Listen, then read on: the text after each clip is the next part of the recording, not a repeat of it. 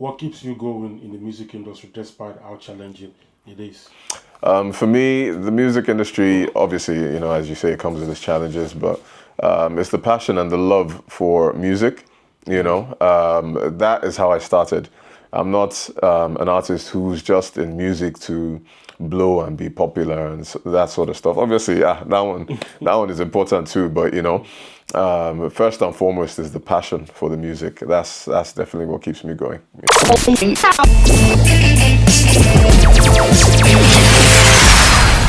Yes, guys, this is Rotimo. You're watching Factory 78. Open your door anytime I see you at the club. Television, your body.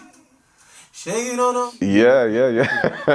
That goes as far back as when I was probably like 3 years old, singing along to Michael Jackson tapes. Tapes. So that might give away, a little bit about how old I am and stuff. But trust me, that's how far back it goes. And I knew from early that this music thing was inside me. So yeah, that set me on this path. I've always had that thing inside me, spiritually to pursue music. In Nigeria or part of Africa? Sorry, say that again? Is it here in the UK or in... Oh, in Nigeria. I was born in Nigeria. Yeah, I was born in Nigeria. My mom... Tell us which area, which hood you from? Yeah, I'm a first stack boy, yo. Okay. Yeah, so same area as, them legends too, Baba, and that's... South Sultan, I mean the rest of them. Yes. Great, man. So you've been working hard since 2026. I check your Spotify when you release For the Ladies. Was that your first ever official single? 2016, yeah, For the Ladies, yeah. Talk to us about the journey and transition since then. Yeah, it's been amazing, It's been amazing. 2016 For the Ladies, back then, I think Beat FM now, the Bang Radio was called Beat FM back then and so on. I had quite a bit of support from... Bang Radio before Beat. Oh, Bang Radio before Beat, So... yeah, I had a lot of support from those guys, back then, and it was so much fun, and I was even at that time also, just carrying on my journey, doing events and so on and so forth. I mean, obviously that's another story, but discovering so many different things about myself as an artist, and fusing Afrobeats with R&B and the more soulful side of my sound as well. It's just been amazing. I can't complain about any part of the journey. Okay, you mentioned Afrobeat, so take us through your transition from R&B to Afrobeat. When did you decide to make the switch? That's interesting. I think the switch actually was made somewhere in between 2012 and 2016, So mentally, I think maybe around 2014, I started thinking about, because I've been so influenced by African music. My mom was a musician, Oh, really? as well, yeah, in Nigeria. Rosalind Ogunro. So Say that again. The name is- Rosalind Ogunro, yeah. She had a few popular songs back in the day in What Nigeria. type of music does she make? Like It was, high life? Or- yeah, it was kind of a bit high lifey mixed with a classical voice and pop. So she also had a fusion kind of blend. And but she would infuse different languages, Yoruba, Igbo, because she's Igbo from Delta States, and she was married to a Yoruba man, Okay. So yeah, I mean, just that was always in me, anyway, because of her influence, and Fela Kuti and all these guys back then, King Sunny Ade, all these people. I used to listen to that music. You listen to Fuji music as well? I used to listen to Fuji a lot. Shina Peters, all them guys, that Fuji was is juju. Fuji and Afro Juju. I mix them. So Fuji is Wasiu, all them. Wasiu, everybody. I listened to all sorts. Can you give a line to one of your mom's songs so take us back? Okay. So you want me to sing one of her songs? Oh yeah, sure. So there's one of her songs I like very much called "Free and Easy." So it goes a little bit like this. So free and easy, that's how life should be. No fussing and no fighting, not good for you and me. That kind of vibe. So yeah, that's it. What about any popular one that maybe blew up in Nigeria? Do you? Yeah, there was a song called Orore, Orore, Orore, You know, That's going. so yeah. Does she have the music online on the Yeah, streaming the platform? music is on iTunes now and everything. So yeah, she was signed initially to someone, but she kind of got out of that deal, Oh, and unfortunately, the person is no longer with us. oh, okay. Yeah. So I don't think his So company. the catalog belongs to her now. The catalog belongs to her now. Yeah. So Shay, you don't know safety when you got it, particularly somebody. Yeah, I mean, look, it's the fusion. I'm not sure. Of course, a lot of people are fusing R&B and Afrobeats and everything, but I also have a bit of like funk, a bit of soul, Yeah. all that sort of stuff. So I don't limit myself. I really just allow myself to express it in all the music. So I think what sets it apart is, I would say, probably my vocals on these kind of tracks. It's not very often that people, actually allow their vocals to do all the R&B and soul things on an Afrobeats record. But, I kind of allow some space for that in my songs. do you go for vocal training? You do vocal training? I did at some point in my life, so I continue to train myself now. But at some stage in my life, I actually had, a vocal coach. Yeah. Coach. Yeah. I feel a vibe, you feel a vibe, so baby, why about me? Yeah, baby, it's cool, we making love.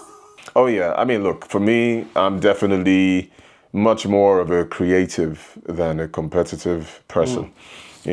I can't really be too bothered about what anyone else out there is doing. If anything, I always listen to other people's stuff. I listen to good music, first and foremost, and you can always learn a thing or two from the people that others classify as your competition. But for me, there's no competition.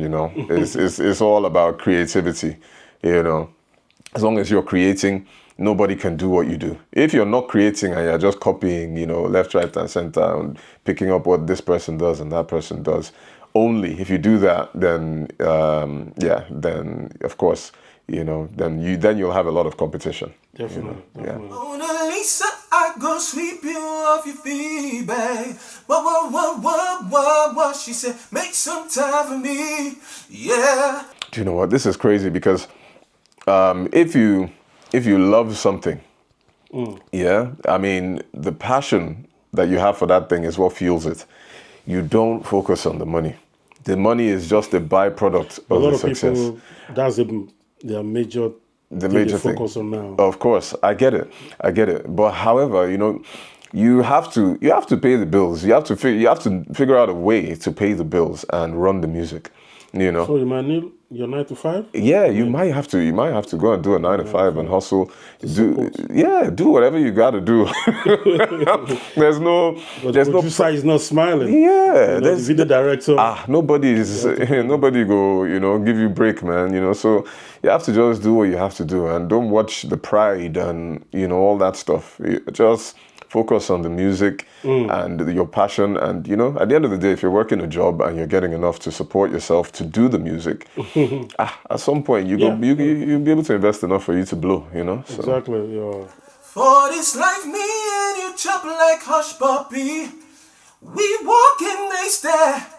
Yeah, it's changed quite a bit, when I started taking it really seriously, obviously social media was like just blowing up, and Facebook, at the time, and all these, kind of social media platforms that we have now are different from what they used to be back then. This is actually an exciting time for artists. Independent artists can do a lot more than they were able to do. It was a lot harder for independent artists, earlier in the CD age. This digital age is, it gives a lot of opportunities to do more for artists.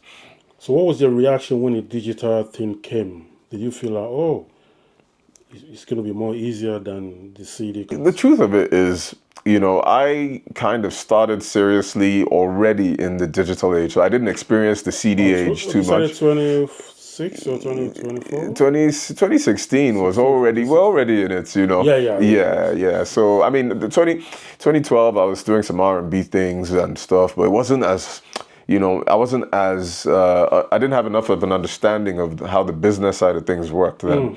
I started getting that around like 2016. But yeah, so I know what other people were doing, back then, the Jay-Z's and the 50s and all the rappers particularly who were pioneering. CD record and all that. Exactly, driving their trucks around, selling from the from the back of the truck, So, yeah, but I didn't have to do any of that myself. It was mostly a digital thing for me. So yeah, Okay.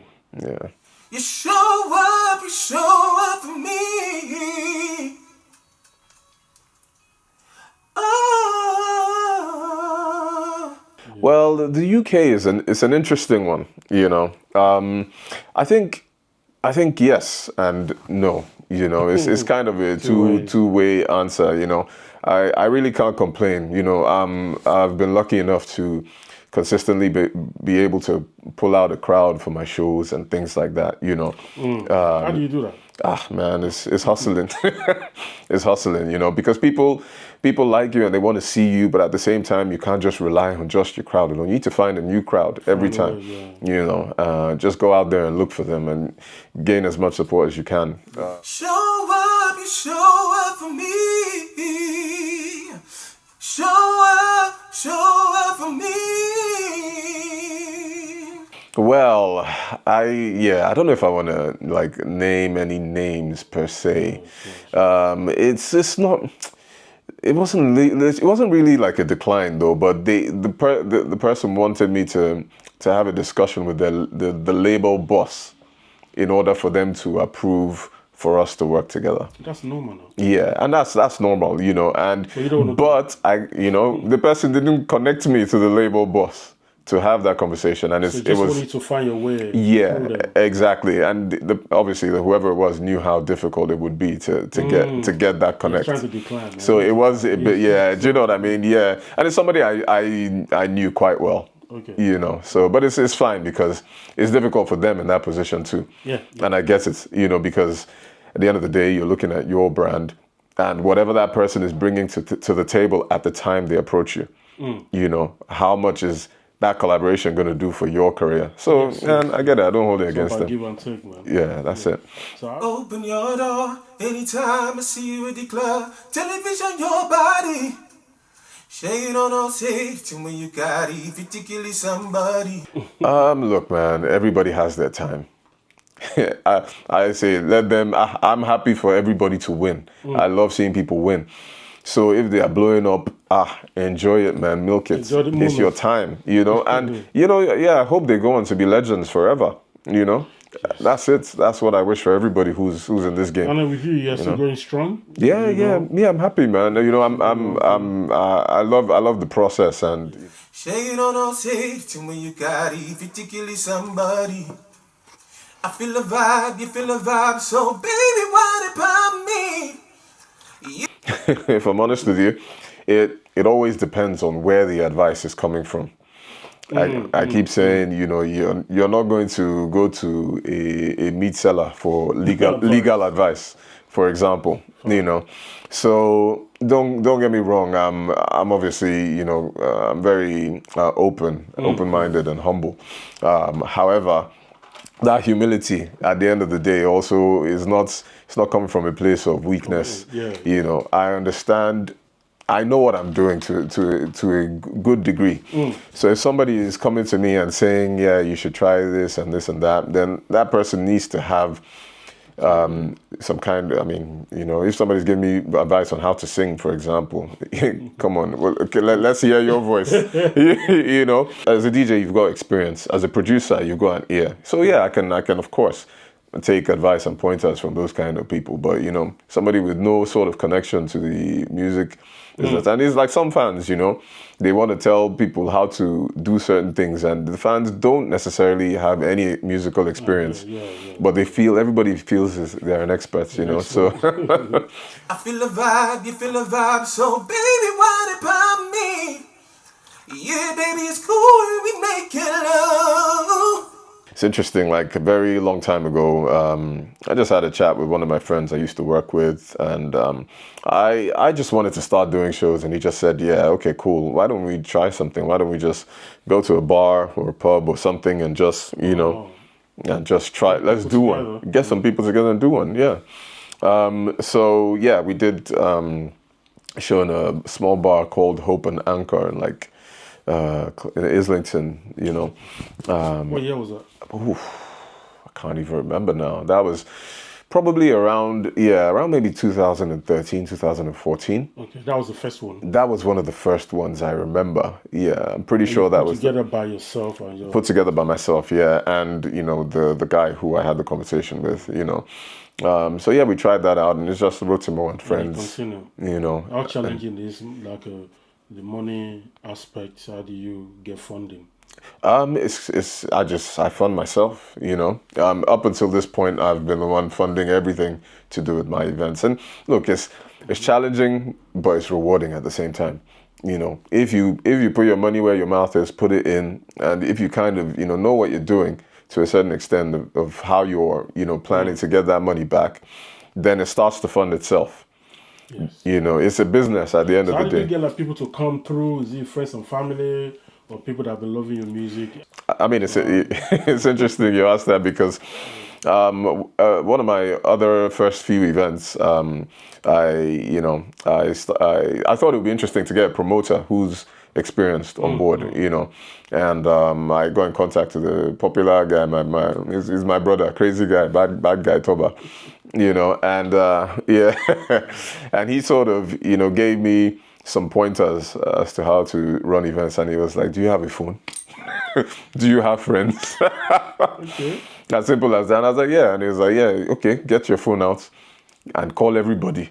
Wow. Get all your people to come." Simple. It's not like that. That showed me initially that look, it's not rocket science. You have to have the mind. You have to hustle, because obviously at that point when you now bring out your phone and you now start calling everybody, then you see that look, man, you might have to. People have been hiding on your phone since when? Yeah. And you don't even know. Yeah, and then you might even have 2,000 contacts on your phone, whatever the case may be. You get 200 to 300. You will get some people that come from there, and you'll also be surprised how many people aren't really willing, to support you from that list that you think is strong, But it's important to learn those lessons early.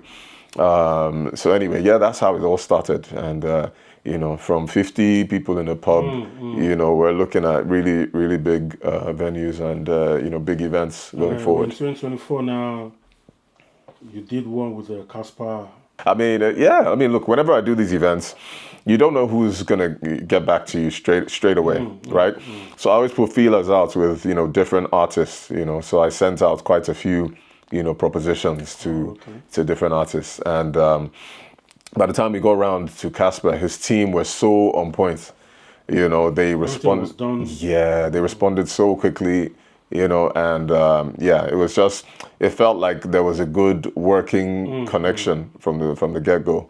That's how we made that happen. So tell us a little bit about what we should be expecting next year. As usual, just expect bigger and better. That's all I can give for now. But it's all about growth. And every single show I do, we're taking it up to the next level. This will be a pretty big level. So by the grace of God, Show up, you show up for me. Show up. Yeah, I mean, it's all about keeping a positive mental attitude. That's something that's been instilled in me, through, just reading a few books at a certain point in my life. Those kind of set the frame for my mindset, and it's made me very mentally strong. So whatever challenges, occur, where people may feel that these challenges are like, doom and gloom, I embrace it, I embrace it all, and I just, I do what I have to do. We also do hustle, and that's it, and we keep going. Shade on no safety when you got it, if you kill somebody. I feel a vibe, you feel a vibe, so baby, what about me? Yeah, so I'm taking a slightly different route. I've always believed that events, concerts, we can see that this is where the money is at. Right now in the music industry. Obviously, there are a lot of other different ways to earn a residual income from the music business, but events. And for me, it's crazy because that's also my passion. I love live Yeah, music, love live playing with the music. live band and everything. So it's like I just gravitate towards where my passion is. So my plan is to do what I'm doing, with the events, with the concerts, keep growing that, and at the same time keep, feeding people, the music as well. And when the demand is at its highest, then people will definitely get a project from me, which will show them, who Is who your Rotimo passion really is. Yeah, yeah. is your passion turned into money now? If I may ask. Does my passion turn into money? Do you say, yes, so? So, Yeah, with that, I mean, come on, we need to eat, bro. definitely. So yeah, yeah. I feel the vibe, you feel the vibe, so baby, why about me? Yeah, baby, it's I believe so. I believe so because I've never limited myself to to one thing. So it's very diverse in terms of the influences that I have. I love R&B, love pop, rock, some rock, hip hop, everything. And I've even one of my songs. I even did small rapping stuff, and it's a slow jam. So yeah, I like to believe that what I do is not built just for one audience. On audience. Yeah. So and we're at a great time right now. Afrobeats is global. So keep you off your feet, babe. What? She said, make some time for me. Yeah. I think people, we need to not be too concerned in general about the authenticity. Sometimes it gets confused with a transition. Afrobeats is at a transition right now. It's changing. It's ever evolving. So I'm not too concerned about sounding like what it used to be. I'm more concerned with what the sound is going to be. Going to be So yeah, the authenticity will always be there if you've come from it one way or another. I'm not necessarily, the most, Niger person on the planet. I've lived in the UK more than I've lived in Nigeria, So, but I'm true to who I am. I give the balance of who I am in my music. So that's authentic to me, and that's authentic to the African in me as well. I feel the vibe, you feel the vibe, so baby, why about me? Yeah, baby, it's cool, we making love. I mean, look, I don't really, I can't measure my success based on a chart or, awards or this and that. It's not, that's stuff that's made up by an industry. And that's for people to to decide. That's for those people to decide, and it helps. It helps in terms of your promotion and your marketing. You can go and say, oh, I was #1, or I won this award, and that's great. But at the end of the day, if your music is doing what your music is doing, and you're selling out stadiums, and your music, your streams are ridiculous, billions of streams, and you don't win an award and you don't top a chart. At the end of the day, you can look at your bank balance and be happy, and you can feel fulfilled anyway. Yeah, this is the nature of the beast. So there's no need to measure your success based on I don't even believe in report cards for school. But the So industry has made it like your number is your success. yeah. So what's your fan base like? Yeah, my fan base is pretty decent. I mean, Instagram is my favorite platform. Got 100K plus followers on there. And that's all right. It's I don't really watch the million too much. You've seen how life changes. Look at Tyler. Everybody's wondering where she's just come from now. She's obviously been working. She didn't. Do you think she's industry plan? That's what people are saying, that be like say they planned this girl, man. Well, even if she is, somebody had to find her to plant her. Somebody had to look at her and think, wow, okay, she's got something that we can plant. Some people don't even have something that can be planted. Planted, yeah. So I give her props. For me, I don't look at that situation. There are a lot of talented people in the world, but I can see why someone would look at her and plant her if indeed she was planted. She's a good-looking girl. You know, she's young. You think that's the reason why? She's talented. No, I think it's a combination of everything. She's actually talented. You know, she's a great entertainer. She can sing. You know, she ticks the boxes. You know, so look, this is the bottom line. You know, she's in a position where she doesn't necessarily need that right now. She had a tour planned, as far as I remember. I don't know if she went through with it, but anyway, I mean, look. The bottom line is she does have the fan base to do those things. Who knows what the plans are and what they're waiting for to begin to do it, for her to start shutting down these venues. You know, yeah, I mean, just give people time to, you know, to land. Let her land. She had one of the biggest songs in the whole world, you know. So, yeah, she will be shutting down those places in no time. Do you think she deserves all those awards? I think, well, if you have the biggest song in the world, you know, or one of the biggest songs in the world, I think you are deserving of you know, those awards. Yeah. Off your feedback. What? She said, make some time for me. I mean, a lot of people are going crazy trying to figure out algorithms. I'm telling you, man. Algorithm is... Oh, God, my brother. Look, you just, at the end of the day, me personally, I just believe in, you know, hard graft, like, you know, build your base. Even I'm on my social media. I don't have somebody running it for me. You know, I'm putting out what is real, you know, to me. And on top of that, you know, I associate myself with people or you know, or platforms, you know, like yourself. Like other platforms out there that can put me out there to an audience that, you know, that will pick things up and, you know, and get in touch with me. So yeah, so that's, I think, the way forward. And have you ever been reached out to by like a record label? Has anybody ever reached out to you, or they just have an interest? I've had a couple of, you know, in the past, yeah. And actually, funny enough, quite early in my career, like.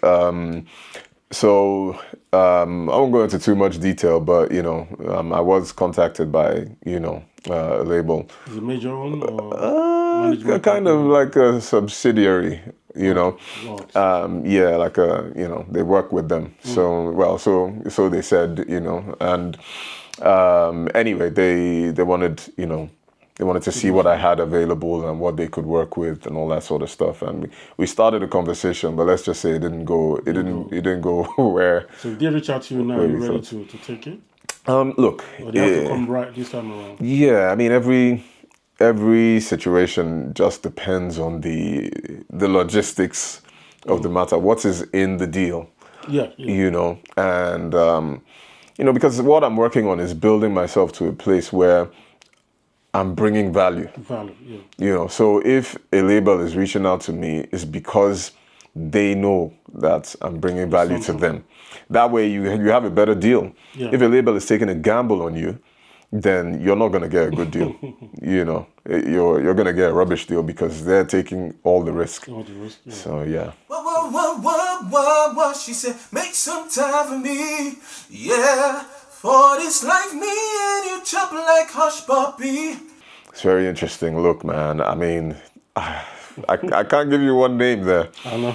I just can't, you know, but, you know, look, I find Michael's career, the way it sort of ended, you know, and there'll never be any other Michael Jackson, you know. Yeah. Even just the nature of how his career played out, but he was unique. He was so true to himself as an artist, you know, and that uniqueness came from studying the greats, the legends of his time, you know. So yeah, he's definitely one of them. I mean, I would look at artists who have longevity in their careers. Look at Lenny Kravitz in 2024.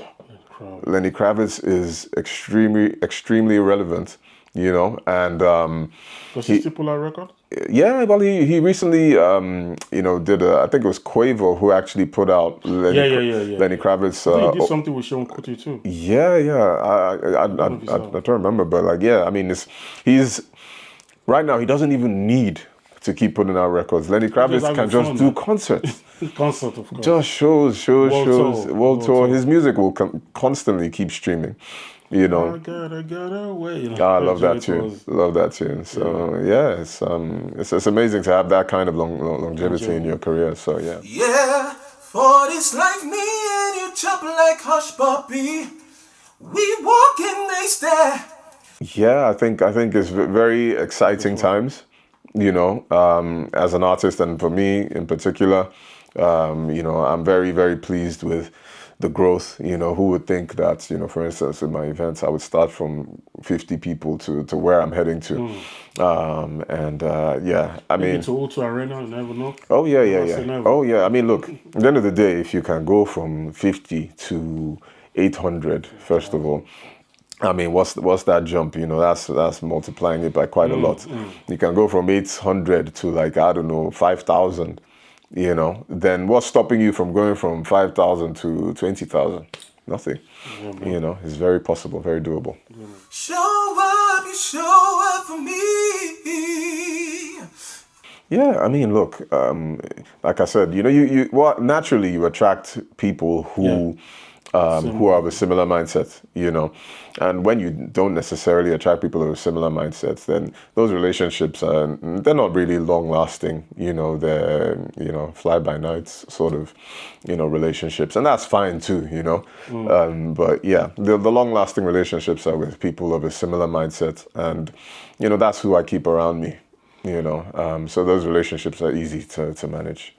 So, who you like to like? Let's talk about collaboration. Who you like to collaborate with, both you know, mainstream R&B or Afrobeat? Interesting. I mean, look, man, like we just mentioned Lenny Kravitz, I would love to do a tune with him. You know, just because I think he's a legend and he's, You never know, DM me, man. You never know. yeah, yeah, yeah. Hey, you never know, man. Yeah, DMs are a very powerful tool. I'm telling you, man. So yeah, I'd love to do a tune with him. Big fan of Maxwell, you know, as well. I love Maxwell. And on the Afro side, I mean, Lagbaja is a king. You know, I love Lagbaja. You know, yeah. I mean, you know, who else? I mean, I could definitely see myself. Afrobeat. Yeah, I could definitely see myself doing some stuff with, you know, the girls as well. You know, Thames, our star, because if you notice, those guys have a bit of R&B in their flavor too. You know, Of course. so who else? You know, everyone. I mean, the creative people. You know, those are the key people for me. When the creativity in the writing, in the songwriting, and everything. You know, Burner is creative. You know, I would definitely like to do a tune with him. You know, and there are many more. There are many. Adekunle Gold. He's Yeah, creative. see me, people are Yeah, those kind of artists, you know, and I'm open-minded. So, you know, as long as we vibe when we meet and creatively, then it's all good, you know. You have a new joint now called Showed Up. Yeah, show up. Yeah, So tell us about your new track. Shade on no safety when you got it. If you kill somebody, I feel a vibe, you feel a vibe. So baby, why about me? Yeah, baby, it's cool. We making love. Show Up actually was born through a conversation with my fiance. So I was working with a producer called Sammy Young. He sent me an instrumental, and I was writing to the instrumental, and I was just thinking of ideas, you know, for the song. And like 24 hours before the studio session, I didn't actually have anything written down. Oh, okay. I didn't have anything that I was solid with, that I wanted to go with. And I was just having a conversation with my fiance. And this was just a random conversation, it had nothing to do with music. And she was like, you know what I love about you? You always show up. That's what she said to me. And I didn't even tell her at the time. I was like, in my mind, I was like, wow. You dropped some. Yeah. And I was just thinking that, okay, cool. Well, the truth is, she shows up for me, you know, because if anyone knows me and her, like, she is always there for me. Like, she's the backbone of, you know, a lot of the stuff that I'm doing. You know, she really, really, you know, helps to pull some of the weight with me. And anyway, I was like, well, she shows up for me. And I decided the morning of the day that I was actually going to record the song, I now went and penned the song. I woke up early that morning at like 5 a.m. The studio session was around 11 in the morning. So I just penned the song, and then we got to the studio and just recorded it. And yeah, show up basically means, you know, that person in your life who is there for you no matter what. You know, they see you the way no one else sees you, you know, and how they make you feel, you know, when they do the things they do, you know, and they show up for you. So yeah, that's what it's about. You also have this company called something. What's it called? Yeah, chocolate shop. Chocolate shop. So tell me about that business. When did you dive into that? Yeah, so this was associated with my single Chocolate. So yeah. So yeah. Basically, that came together when I wrote the song Chocolate, and I was doing a music video for it, and I was like, Chocolate wasn't necessarily a physical thing. It was just a way. It was a way to describe how I felt about a certain woman, how she makes you feel. In you know, in a not you have like a chocolate company running. I do. Oh, all right. So, but it didn't start that way until when we were looking at doing the music video for it. Then I thought, look, I actually want to have a physical, you know, product, a physical chocolate bar. So yeah, that exists now, and it's available online, chocolateshop.com. Open the shop, or just online? Just online. It's just available online. And is it being produced here in the UK or in Africa? Where is it? It's currently produced in the UK. Yeah.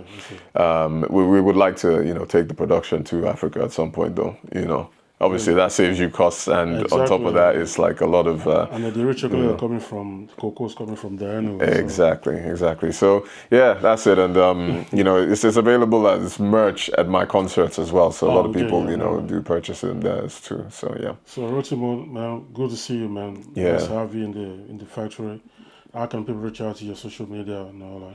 Yeah, first of all, it's an honor. You know, thank you for having me. You know, finally we get to do this, sit down and have a chat. You know, it's been a long time coming. And yeah, you can reach out to me on Instagram first and foremost at Rotimo Official. It's the same on Twitter as well, but Instagram is the place to find me. And you know, you can, you know, any other details on my websites. RotimoMusic.com, Spotify, just Rotimo. So yeah, it's all good. You can find me there. Who are the people you're working with, production-wise, producer? Yeah, so I'm currently working with a guy called Sammy Young, amazing producer, based in Dubai, but also, you know, around in the UK as well. And working with another very talented producer called Kensai, you know, very, very talented. And yeah, you can expect a lot of material leading up to an EP or an album pretty soon. Within I would say about a year's time, something, you know, significant will drop. Yeah. So. Thanks for coming, Rotimo. Thank you. Thanks for having me. You're welcome.